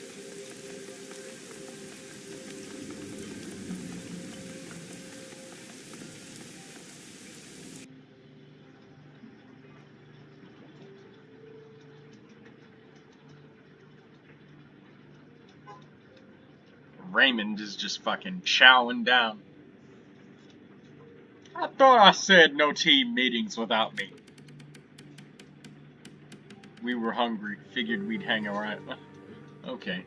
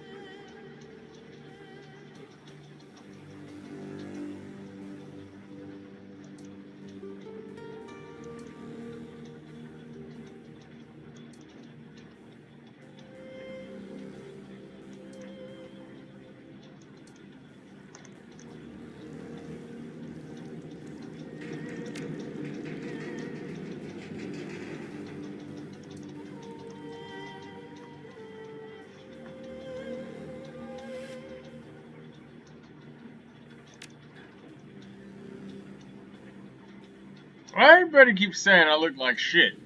Stop that.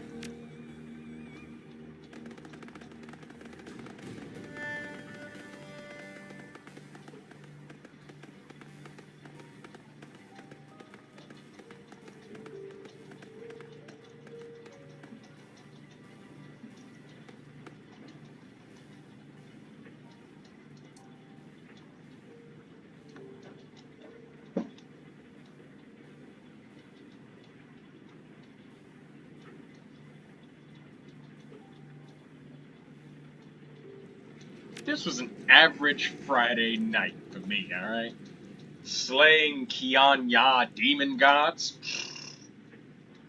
I did that last Tuesday, okay?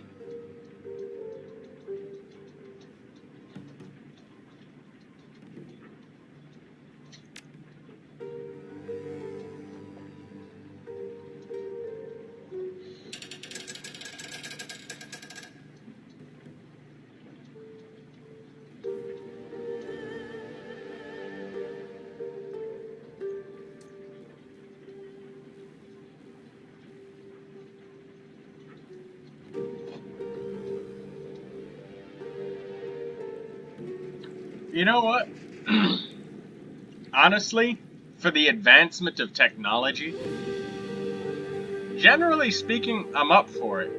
As much as people want to push their ethics onto things, and some technology, like nuclear bombs, there's no use for them. But in this case, there is a practical purpose.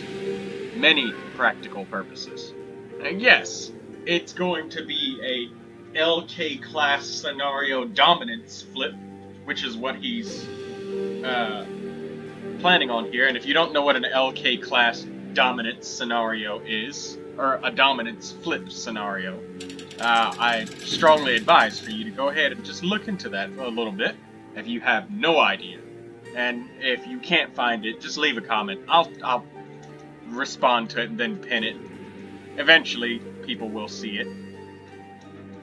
But anyways, yeah, I'm up for the you know, advancement of technology. It's going to advance, whether you help it or not. If you help the technology along, at the very least, you can influence the advances, rather than trying to go full Salem witch trials, frickin' 1000 AD Black Ages on it.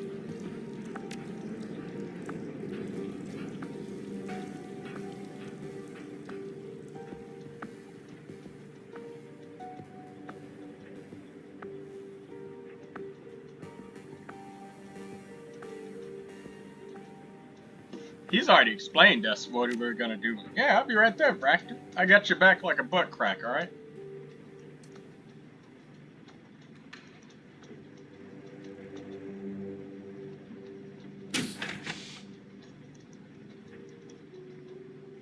Gaichu has been known to bug out, guys, so if he does, just reload the autosave that ended at the walled city, and save it before you go into the boat with the conversation with Raymond sitting there eating a bowl of noodles.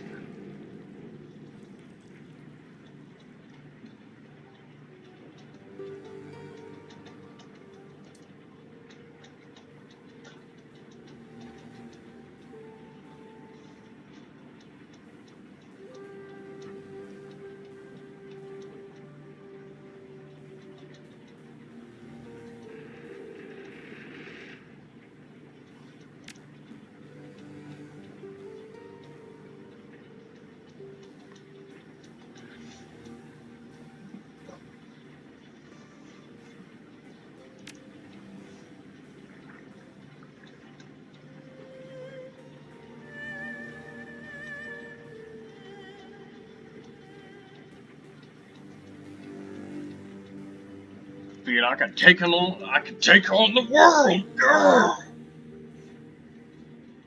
Given what I've seen, the world might not win. I got you. I love this. I love Gaichu.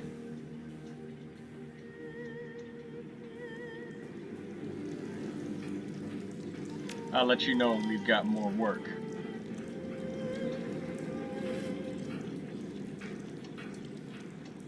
Imagine how hard that is to clean up blind with a broom. You'd literally have to reach down and touch the floor and see if it's all grimy and dusty. Everywhere. You'd have to touch every inch damn near. That would be really difficult.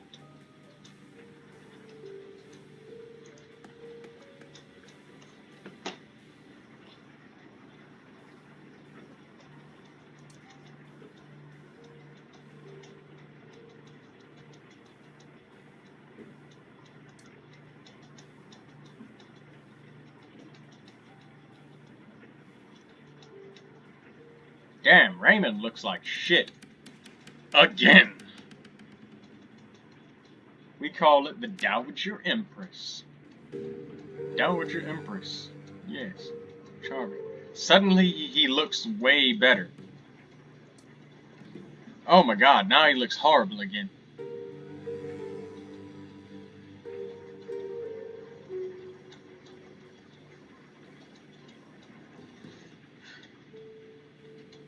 Yeah, that's enough guilt. It's all over with.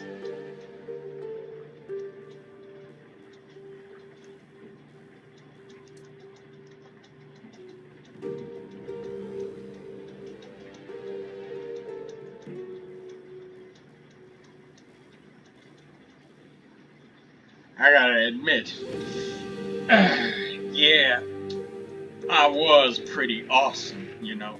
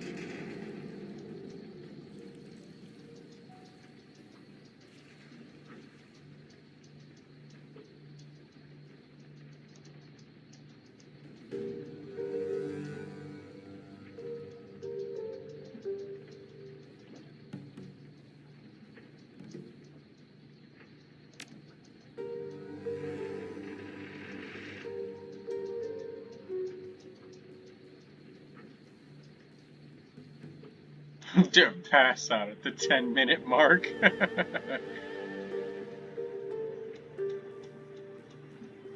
Endurance. Yeah, because we have a shit ton of HP.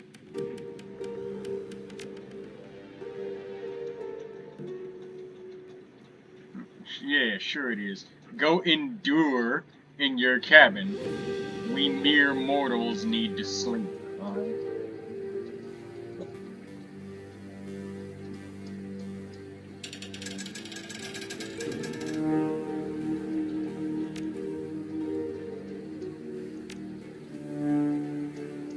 Hey, Gobbit!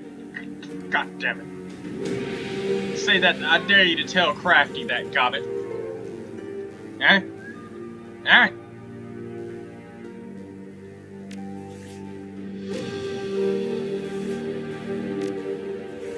Save the game just before we end, just in case. You know, bugs and shit.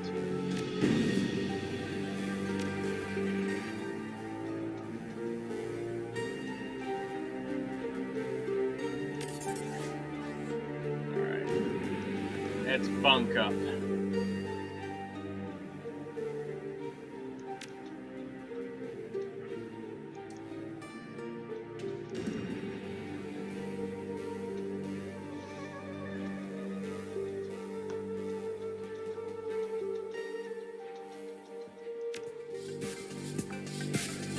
I'll let the credits roll for the game.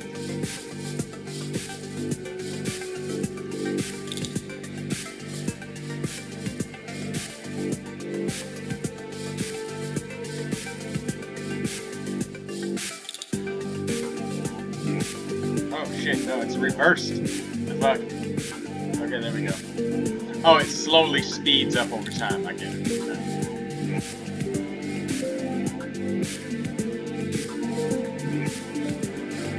That's a big-ass team of a lot of humans.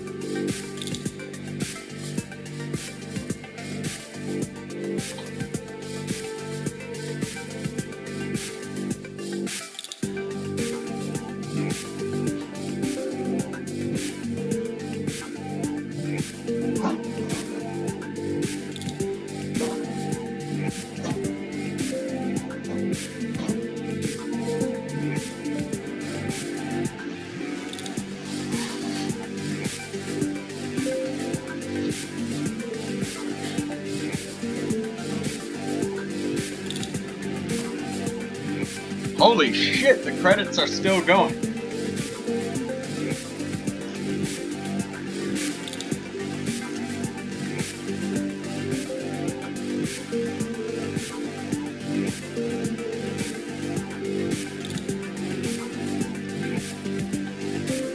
I think the credits just overlapped, didn't they? Yeah, they did.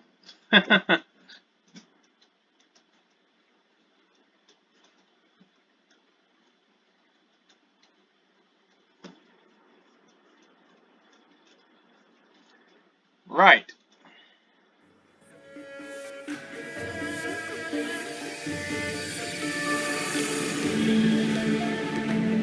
So, this isn't the end of the game. I may need to close it and reopen it because the menu is a little bit buggy, and I don't want that to screw up the game. But thank you everybody for watching. Appreciate you all. Have a good one.